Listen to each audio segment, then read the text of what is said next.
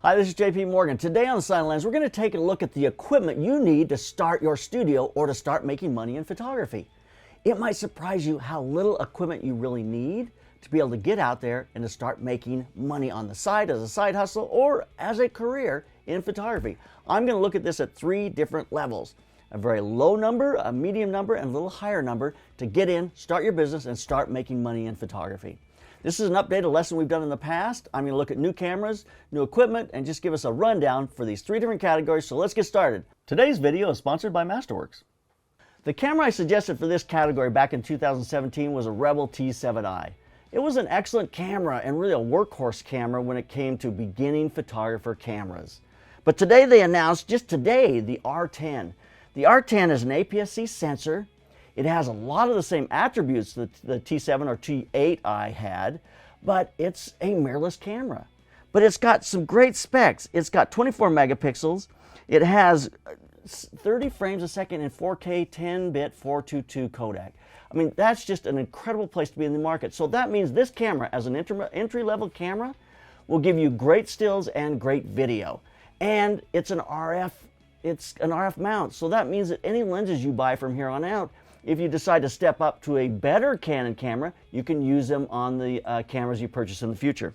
This camera does come with, at $1,100, it comes with a 18 to 45 millimeter lens. So that's basically a 27 to 68 millimeter lens, which is a good range. It gives you wider for contextual type portraits. I like about an 85. I wish this lens went just a little further, was in the 70s, but it's going to give you a decent kind of head and shoulders type portrait lens.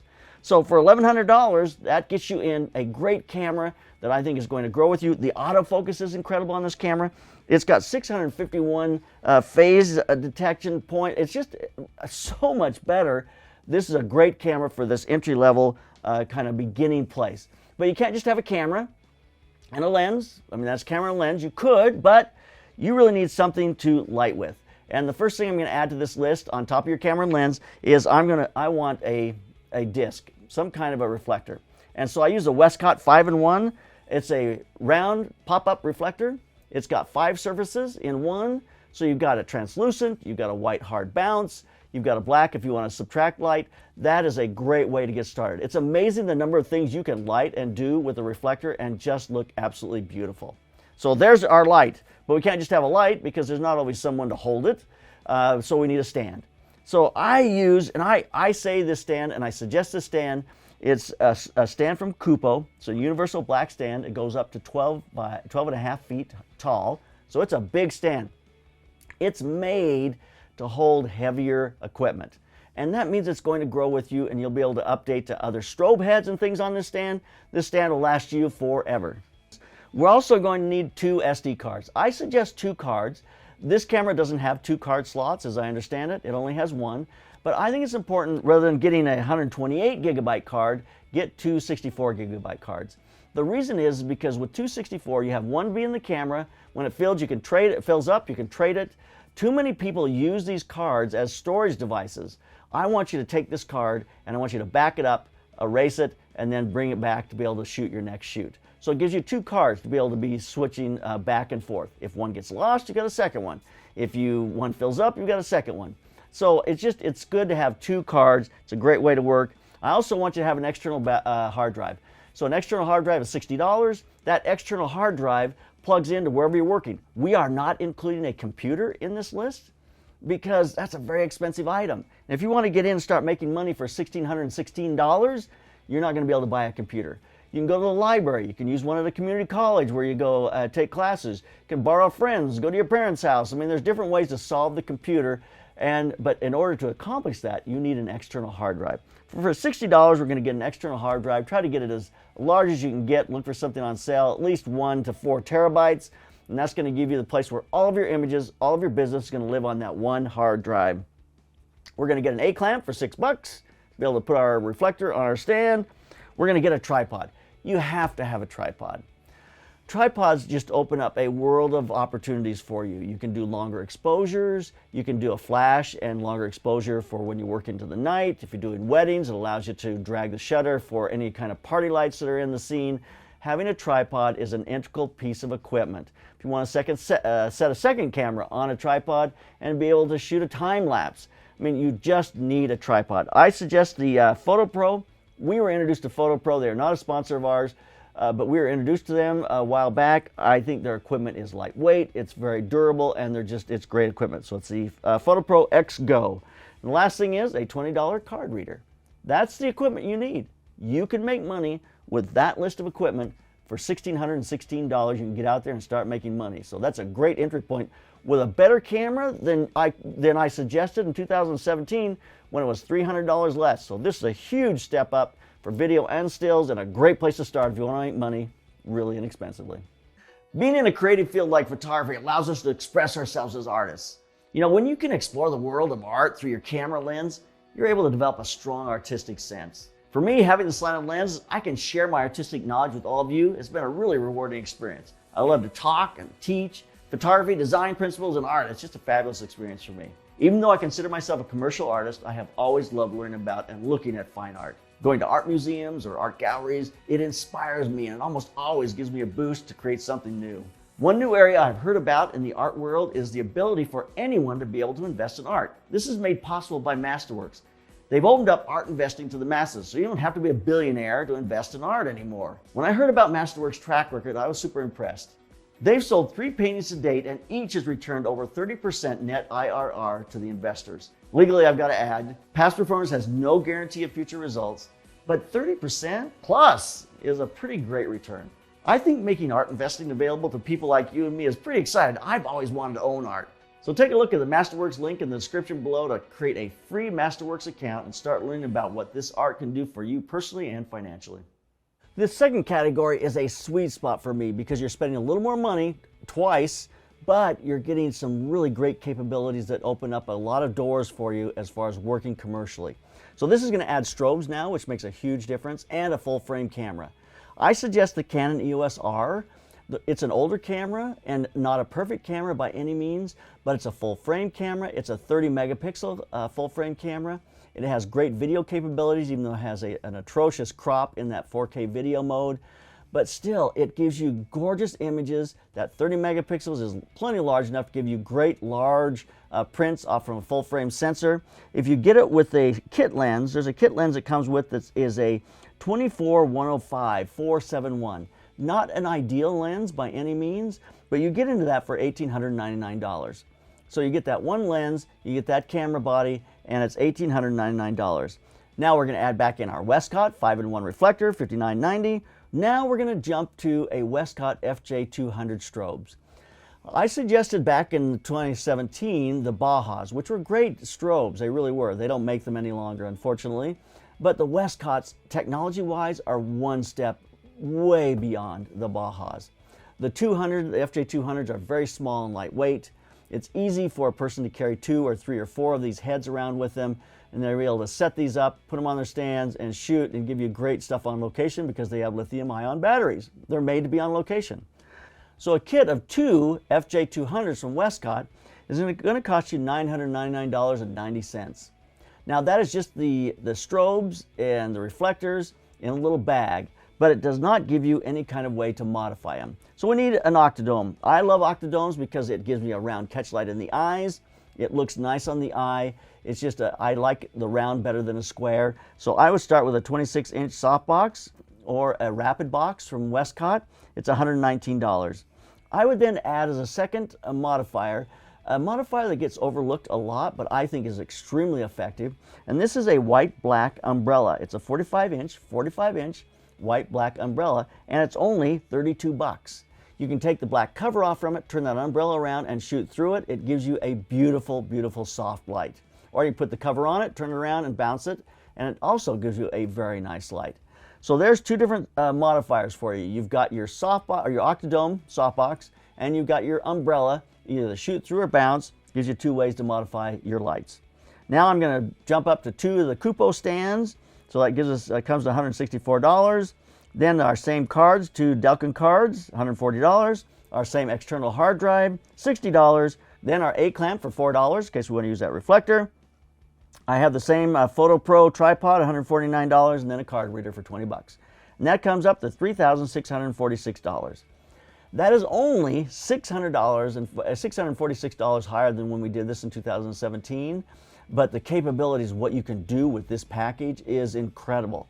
Those FJ200s are very small and lightweight. You can carry those with you, put the soft boxes on. It just gives you a beautiful way to light a family, doing a portrait in the park. I see people using these all the time because they're lightweight, they're transportable, they're just easy to get around to be able to use, so it's a great platform to work with. So there you have it. There's category number 2. Now you could at this point, I'm going to put a subcategory on category number 2. So here's my B of category 2. If you're a Sony lover and you want to get into Sony cameras, you can put a Sony A7 IV on this list with a kit lens, and it's going to cost you $2,698, which has bumped this price up about $800, which means we're somewhere around $4,460 and $86. But now you're into I think the A7 IV has incredible video capabilities. It gives you great still image capabilities. I think that camera is by far a wedding portrait workhorse camera. It really is.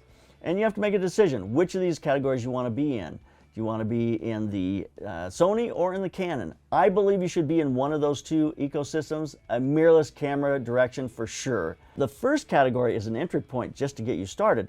This category is an entry point where you can use this equipment for a long time, and I feel like is a solid place to stand. So there's a Sony or a Canon option in that number 2. The third category is a more professional, high-end category that has some great advantages to it, and really, if you can afford to get in at this level, it's going to be equipment that you can use for years and years to come. It's all equipment that you won't need to replace, equipment that's really workhorse equipment made to help you make money. So in this category, it's going to net out at about $5,976, but it's going to start with an A7 IV. Like I said earlier, I love the A7 IV. It's a really great workhorse camera, not too expensive, but it gives you a full frame, not too expensive. It's an expensive camera, but it gives you a full frame, gives you great video capabilities, but we're not going to use a kit lens with it. We're going to use a Tamron 28-75 G2 lens. That G2 lens allows you to have a lot of creative capabilities you don't have with a kit lens. And most of that is the fact that it's a 2.8. A 2.8 lens allows you to have shallow depth of field. It's going to shoot very quickly in low light situations. It's just a much more effective lens to be able to use in so many different situations for events, for weddings, all those kinds of things. It's a much more capable lens as a working professional lens than a kit lens really is. But that lens is a 28-75, so you have wide for contextual type portraits, but you have a little longer for just your standard kind of portraits, and then you have a 2.8 so the background can fall way out of focus. It's a much better lens, and it's going to give you a much better look in this category. And it's a Sony lens, so you can continue to buy other Sony lenses and stay in the same ecosystem, and it's going to grow in the future. Now you could replace this with the R6. That R6 in that same path would be a path that would work, but I think this Sony right now is a little better camera because the Sony is a 30 plus megapixel camera, whereas the R6 is in the 20s. I think the Sony is a little better. I'm hoping to see something from Canon that gets into this category a little better, but I haven't seen that just yet. Okay, but I'm going to keep now my Westcott 5-in-1 reflector, but we're going to jump now to FJ400s. 2 FJ400s with a trigger and a kit. That kit's going to cost us $1,379. But the FJ400, even though it's a bigger, more heavy platform than the FJ200s, it's a stop brighter. It's better with high-speed sync. The FJ400s really are professional level strobes. You can do great work with them. I think they're really a strobe that will last you forever. And I shoot all FJ400. Well, I have FJ200s and 400s, but I love the 400s. I love the power I get out of them, and I love the portability with the lithium-ion batteries. Great platform. So we're gonna get 2 of those. We're gonna stick with our Westcott Octa, the 26-inch softbox, but we're going to also now add a Westcott Rapid Box, the 36-inch Rapid Box. It's bigger. It's going to be a more wrapping light. I'll use that as my key light, whereas I'll put the 26-inch in the background as a rim light. I want that big, soft light up front for a lot of the purposes, a lot of applications, and that 36-inch Octadome looks fabulous. All right, then we're going to jump to our same umbrella. Let's keep that umbrella. That umbrella gives us another option if we want to be able to throw something up rather than just a softbox. We can do a shoot through or a bounce. It's a great option. We're going to add another stand, 3 of our Kupo stands now, so $246 for 3 Kupo stands, but those stands will last us forever. I still have my 2 Delkin SD cards. I would probably consider at this point next purchase of getting another 3rd card or a 4th card so you have more to back up to when you're shooting. And then we have our external hard drive for $60, our A-clamp for $4. Now for a tripod, we're going to step up to the Photo Pro X-Go Plus. I compared this with a bunch of other tripods and just trying to see if there's something else out there I liked better. I didn't find one that I liked better. I carry this tripod with me, and it's a great platform. It's lightweight, it's small, it goes up tall, so it gives me the ability to shoot high enough to be able to really make it worthwhile. I think it's a great platform, but it is $259. But that tripod will last you forever. Everything on this list is equipment that will last you for years and years and be able to make money with for years and years. Then, of course, we have a card reader, and that wraps us out at $5,976.70. If you were to tell a restaurant owner, a bakery, a dry cleaner, an automobile shop, you could start your business for $5,976. They would be like, really? And start making money? I'm going, that's unheard of. It may sound like a lot of money to you, and as a side hustle, maybe that is too much money, so drop back to the category 2, which is less of an investment. Or if it's just a side hustle, you're trying to figure it out, you just want to see if it's for you, go to category 1, start there. But category 3 is not a high level to get into an industry and to be able to make money in that industry on a very high level. And it really gives you the total capabilities to do any kind of wedding, portrait, applications there, event photography, and those kinds of things you would need some other lenses for. But this gives you a great starting point to be able to really make money in the industry. So there you have it, the 3 different levels to be able to get in and start making money in photography. You have to pick the one that is best for you, that works for you, that allows you to get in at what you can afford. You can start at level 1, eventually go up to level 2, and then level 3. You'll add things as you go. My suggestion to you is to try to get into at least a camera that is going to keep you in a mirrorless line of lenses that you'll be able to add to and grow with, and that's going to give you the ability to progress and to future-proof your lens selection in the future. The only thing here that's not going to last very long is probably some of the lower-end cameras and kit lenses. You're not going to want to stick with those kit lenses very long. You're going to want to get into better lenses, faster lenses, prime lenses. There'll be things you want to upgrade to in the future. But this gives you the ability to make money. If you have one of these sets of equipment, you have everything you need to make money in photography, and it's time to start taking pictures. If you do that, you're going to start making money, and you're going to have the money to buy more equipment. And as you buy more equipment, you're going to be able to step up a little bit, and you'll be able to get a better clientele group, and it's going to just snowball on itself. So choose which one you like, choose a category, and just get started and start making money in photography. It doesn't take as much equipment as you might think. So keep those cameras rolling and keep on clicking.